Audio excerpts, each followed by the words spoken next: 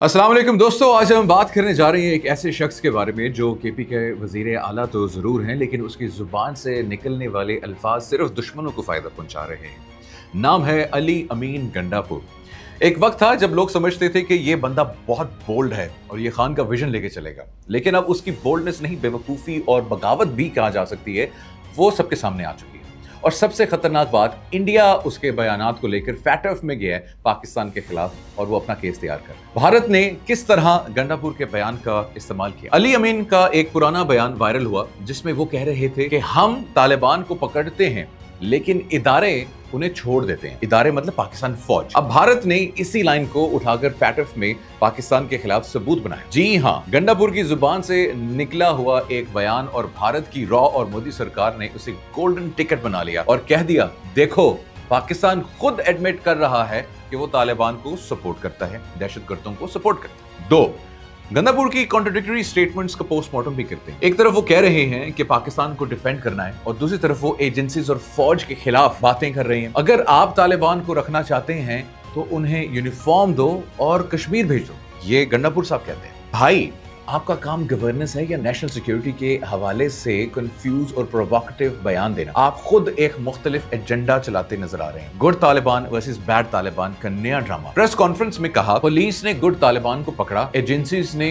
छोड़ दिया। अगर कोई हथियार उठाएगा तो हुकूमत एक्शन लेगी। अगेन मतलब समझ ही नहीं आ रही कि आपका ये नैरेटिव तो इसी आईएसआई, इसी रॉ और एनडीएस के फेवरेट है जो कि पाकिस्तान के सिक्योरिटी इंस्टीट्यूशंस को डिस्क्रेडिट करते हैं। और आप ना जाने ऐसा महसूस होता है कि इंडिया के वजीर आला है। इंटरनल ऑपरेशंस पर खुल के डिफाइंस उन्होंने कह दिया कि जब तक हमसे परमिशन नहीं ली जाएगी कोई ऑपरेशन नहीं होगा। मैं वजीर आला खैबर पख्तूनख्वा ऐलान करता हूं कि इस सूबे में ऑपरेशन नहीं होने देंगे। और ये भी कह दिया कि ये मेरा सूबा है, ऑपरेशन करना है तो मुझसे इजाजत। यानी एक इलेक्टेड सीएम अब फौज को हुक्म देने लगे हैं, इंस्टीट्यूशंस के अगेंस्ट ओपनली जाना और उसको टीवी पर प्राउडली कहना कि ये क्या पीटीआई का नया नैरेटिव, इंडिया का फायदा पाकिस्तान का नुकसान। भारत ने फैटफ में इसी नैरेटिव का फायदा उठाया, कह दिया कि पाकिस्तान के इलेक्टेड सीएम कह रहे हैं कि इदारे तालिबान को सपोर्ट करते हैं। और गंडापुर फिर कह रहा है कि मुझे मिसकोट किया गया है। और मिसकोट मतलब लिटरली, भाई आप खुद कैमरे के सामने कह रहे हैं और इसमें मिसकोटेशन की बात ही नहीं रहती। क्या ये सब रिकॉर्ड पे नहीं है? क्या दुश्मन इन सब को यूट्यूब से नहीं उठा के जो है यूज कर सकता? गंडापुर साहब, आप सिर्फ केपी के सीएम नहीं है, पाकिस्तान के नैरेटिव के एम्बेसडर हैं। आप जो कह रहे हैं वो सिर्फ मीडिया में नहीं, फैटफ, यूएन और डिप्लोमेटिक सर्कल्स में दिखाया जा रहा है। आपकी हर एक लाइन जो स्टेट नैरेटिव को मजबूत करती है या फिर दुश्मन के केस को मजबूत करती है। और इस वक्त आपका रोल बिल्कुल क्लियर है, या तो आप खुद कंफ्यूज्ड हैं या फिर आप भी उस नैरेटिव का हिस्सा हैं जिसका एजेंडा पाकिस्तान को फैटफ ग्रे लिस्ट में दोबारा धकेलने का है। लोग कहते हैं अली अमीन बोल्ड है, लेकिन असल में वो स्टेट के लिए टाइम बॉम्ब बन चुके हैं। और जब दुश्मन आपके अल्फाज से अपने केस बनाए, उसको मजबूत करे, तो समझ जाओ कि आपका मुंह बोल रहा है लेकिन स्क्रिप्टिंग दुश्मन खुद कर रहा है। वेक अप केपी की अवाम, ये सीएम नहीं क्राइसिस मैनेजर बन गए हैं, लेकिन क्राइसिस किसी और का है, अपने मुल्क का नहीं। और एक और बहुत इंपॉर्टेंट चीज है, जिस स्पीड से अली अमीन गंडापुर आजकल झूठ बोल रहे हैं या वो यू टर्न ले रहे हैं, और उनको ये बात साबित हो चुकी है कि उनको अपना एजेंडा क्लियर नहीं है।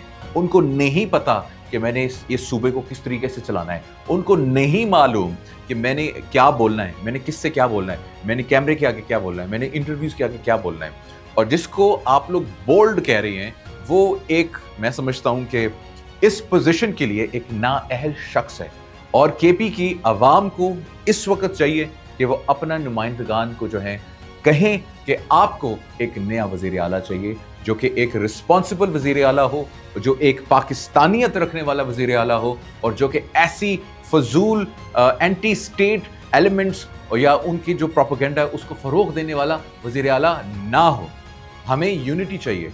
इसराइल कह रहा है मैं बलोचिस्तान के अंदर दहशतगर्दी करूंगा, केपी के अंदर मैं दहशतगर्दी करूंगा, इंडिया कह रहा है खुल के मैं दहशतगर्दी करूंगा, और आपका वजीर आला कहता है, जब पाकिस्तान की फौज कहती है कि हमने ऑपरेशन करना है, तो आपका वज़ीर आला कहता है जी ये मेरा सूबा है, मैं कोई ऑपरेशन नहीं होने दूंगा। तो आप ऑपरेशन नहीं होने देंगे, इसका मतलब यह है कि आप तालिबान को डिफेंड कर रहे हैं, आप दहशतगर्दी को डिफेंड कर रहे हैं। जैसे आपके प्राइम मिनिस्टर जो इस वक्त जेल में हैं, उन्होंने उन एपीएस के मर्डरर्स को रिलीज किया था अपने दौरे हुकूमत में। तो आप लोग तालिबान के सिंपथाइजर्स हैं और ये बात आवाम को समझनी पड़ेगी और ये जानना पड़ेगा और इसके ऊपर केपी की आवाम को एक्शन लेना पड़ेगा और आपको फैसला करना है कि क्या आप चाहते हैं कि आपका नुमाइंदा पाकिस्तान के खिलाफ काम करे, आपकी आवाम के खिलाफ काम करे, आपकी लोगों के खिलाफ काम करे और उन लोगों को सपोर्ट करे जो कि आके आप लोगों को कत्ल कर रहे हैं, जो कि आपकी प्रॉपर्टीज को लूट रहे हैं, जो आपके मुल्क के फौजियों को शहीद कर रहे हैं। ये अब आप लोगों ने फैसला करना है। Thank you.